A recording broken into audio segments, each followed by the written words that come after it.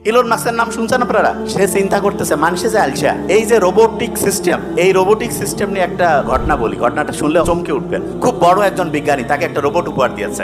ওই রোবটটার বৈশিষ্ট্য কি জানেন? কোনো কথা কয় না, কিছু করে না। ধরা যাক যে প্রফেসর স্যারকে একটা রোবট দিয়েছে, ওই রোবটটা এসে চুপচাপ আছে, 24 ঘন্টা স্যারকে অবজার্ভ করতেছে। স্যার যেভাবে কথা বলে, যেভাবে খাওয়া দাওয়া করে, যেভাবে চিঠি লেখে, যেভাবে মোবাইলে কথা বলে, যেভাবে বন্ধুর সাথে আলাপ করে, সব নোট করতেছে।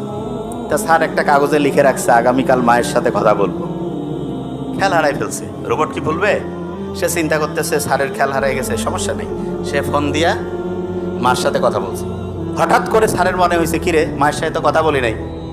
মাকে ফোন দিছে, বলছে বাবা তুমি না একটু আগে আমার সাথে কথা বললা। চমকে গেছে একটু, যে কিরে একটু আগে কথা বললাম, খেয়ালই তো নাই। তারপরে তার একটা জায়গায় একটা চিঠি লেখার কথা ভুলে গেছে। উনি আবার দ্বিতীয়বার লিখে পাঠাইছে। ওইখান থেকে বললো, কি ব্যাপার স্যার, আপনি তো চিঠি লিখে পাঠিয়েছেন। বলছে ওই চিঠিটা দেন তো। ওরে আল্লাহ, চিঠি যখন দেখছে ভয় পেয়ে গেছে। চিঠির লেখা হুবহু স্যারের লেখার মতো। স্যার এবার চিন্তা করতেছে আমি আর ডায়েরিতে লিখবো না, এবার মাথায় খালি মনে মনে চিন্তা করবো, দেখি হয় কি করে।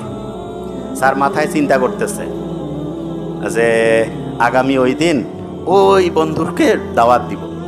ভুলে গেছে। সাধারণভাবে না লিখলে আমরা ভুলে যাই। স্যারের কথা ছিল যে সন্ধ্যা 7টায় ফোন দিবে। 7টা যখন পার হয়ে গেছে, 7:30 পৌনে 8টার দিকে স্যারের মনে হয়েছে, কিরে আমি তো ফোন দেইনি, এই সময় একটু টাইম পেয়েছি, ফোন দেই। ফোন দেওয়ার পরে বন্ধু বলছে, বন্ধু তুমি কি করছো, কেন একটু আগে তো ফোন দিলা। স্যার এবার ভয় পেয়ে গেছে। স্যার চিন্তা করতেছে যে কিরে আমি যা চিন্তা করি এও তা চিন্তা করে। পৃথিবীতে কিন্তু একই রকম দুইটা সত্তা থাকতে পারবে না। স্যার তখন চিন্তা করতেছে এই রোবটকে রাখা যাবে না। রোবটও তখন চিন্তা করছে এই লোককে রাখা যাবে না। ফাইট শুরু হয়ে গেছে রোবটের। কি ডেঞ্জারাস বিশ্ব অপেক্ষা করছে আমাদের জন্য। তা দুই প্রফেসরের এরকম আলোচনা হচ্ছে। বলতেছে একজন যে না মানুষ আগামীতে থাকতে পারবে না, আরেকজন বলতেছে না মানুষ জিতবে। তা দুই প্রফেসর বলছে ঠিক আছে, পরীক্ষা হোক, দেখি কে জিততে পারে। দুইটা রোবট দুই পক্ষ থেকে আসছে, লাস্ট বেঞ্চ।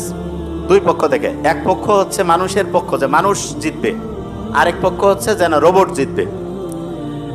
একই চেহারার দুইজন আসছে, সেম। এখন দুইজনের মধ্যে একজন হচ্ছে সত্যিকারের মানুষ, আরেকজন হচ্ছে সত্যিকারের রোবট, কিন্তু চেহারা সবকিছু একদম সেম।